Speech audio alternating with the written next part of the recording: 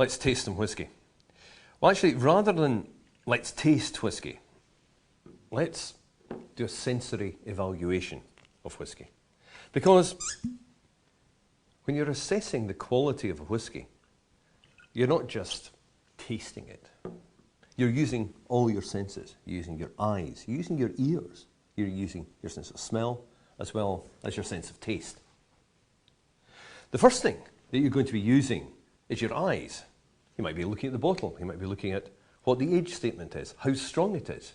You might even want to know what price it is. You're going to be listening as well to the sound of the cork coming out the bottle, to the splash of whiskey in the glass. But more importantly, if you're tasting with a group of people, you're going to be listening to what their comments are. Because everyone has their own strong points and weak points. And tasting in a group is fantastic, because there's always going to be one person who's better at picking up an aroma like citrus, for example. Someone who's much, much better at picking up notes of dried fruit. So tasting in a group is really, really instructive. Just don't be scared. If I was to put a plate of food in front of you, you would immediately have an opinion about it. You might like it, you might not like it, whatever. Now, if I put a glass of whiskey in front of you, especially if you're at the start of your whiskey journey and say, okay, tell me what that tastes of, you immediately freeze. You're scared. You don't have the knowledge, you don't have the language, you don't have the confidence to talk about whiskey. But relax, it's just a drink. Second thing we're going to be doing with our eyes is looking at the colour of the whiskey. This is particularly important in single cask whiskies, which have been bottled straight from the cask and can give you great clues as to what type of cask it's been aged in and how many times that cask has been filled. For example, a single cask whiskey bottled by an independent bottler such as Gordon MacPhail or Duncan Taylor or the Scotch Malt Whisky Society, straight from the cask, will tell you, the colour will tell you a huge amount about that type of cask. The official bottlings from distillers, because caramel is allowed to be used to standardise colour, not add flavour, the colour of whiskey isn't as evocative of the cask itself. The second thing we're going to be looking at is the way in which the whiskey clings to the side of the glass and begins to trickle down the inner surface of that glass, forming legs or tiers or cathedral windows. Use whatever term you want. If you think of the inside of the glass as being like the inside of your mouth, the way that these legs form and then trickle down the inside of the glass gives you an indication about how the whiskey is going to behave in your mouth. So, if the legs, as they are here, are relatively slow to form and are moving down quite slowly, you're expecting a whiskey which is going to be sticking in your mouth. If the legs are going to be moving relatively quickly, you're looking for something that's maybe a little bit lighter in your mouth. It's a clue, but you've already picked up clues. Perhaps the type of cask, perhaps the style of whiskey, the weight of the whiskey, the viscosity and mouthfeel of the whiskey. The next thing we're going to be doing is using our nose. Now, whiskey and all spirits are assessed in a slightly different way to wine.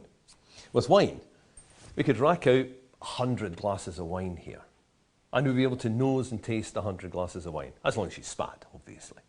With whiskey and with other spirits, because you're dealing with high alcohol, 40% or above, your nose soon gets tired, your palate also gets very tired very quickly, because simply you've got lots of alcohol to deal with.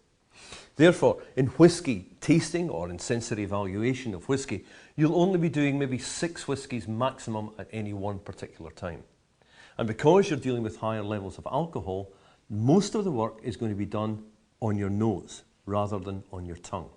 On your tongue, what you're doing is confirming what your nose has told you, working out taste and structure and mouthfeel. But most of the work as far as aromatics and flavour and character goes is actually done on your nose. Whiskey blenders, who are the real heroes of the industry, who are usually kind of locked away in rooms wearing white coats, just devising new blends and making sure that all these fantastic brands are of a consistent flavour, will rarely taste whiskey. They'll be there every day with hundreds of samples, just going, yep, like that. It's a rare, rare talent. They've done it over years and years of practice. You might get there as well yourself one day. But when you pick up your glass, just relax and stick your nose in. And as soon as you inhale, what happens is the scent molecules rise up your nose and they trigger reactions in your olfactory system, which is situated, ding, slap bang between your eyes. And those signals are transformed into pictures in your mind. Your memory banks open up. Your childhood suddenly is recalled. Locations are recalled. Whisky is wonderfully complex and therefore a hugely evocative spirit. These flavours trigger memories.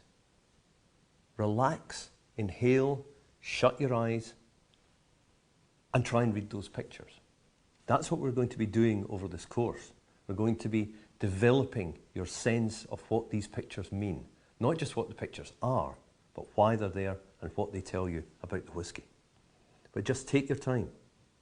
If you can't fix it, if you go, well, I know what it is, but yeah, it's almost there, and hang on, no, don't rush me. That's no use. They'll just burn your nose, and you won't be able to smell anything. If it's not, just go, fine, I'll move on to something else. And then you go back to it, and lo and behold, the flavour or the aroma that you couldn't nail to begin with is sitting there, immediately identified in your mind. So time is really important. So only after we've assessed the whisky and really looked at it in any great depth on our nose are we going to be taking a taste of it. Now remember, it's high strength. Whisky has to be bottled by law at 40% or above. Many whiskies are higher. This bottle of Talisker, for example, is at 45.8. Therefore, be careful when you take a little sip. You're working out the balance of the whisky, the sweetness which you pick up at the front of the tongue, the acidity that you pick up on the sides, saltiness on the sides as well. You do get salty whiskies, dryness on the finish, and the really important thing, is there a sweet spot in the middle? Any whisky, like any great spirit, should be like a wonderful piece of music or a poem or a short story. You should have a beginning, a middle, and an end. There should be a narrative arc from the start to the finish. Flavours should rise and fall away. New flavours should develop, but it should always be concentrated in the middle on that beautiful sweet spot. So it just pauses there for a second. You've got to think about that. You've got to think about mouthfeel as well. Not just what the flavours are, but actually what the texture of the whisky is, what shape the whisky makes in your mouth.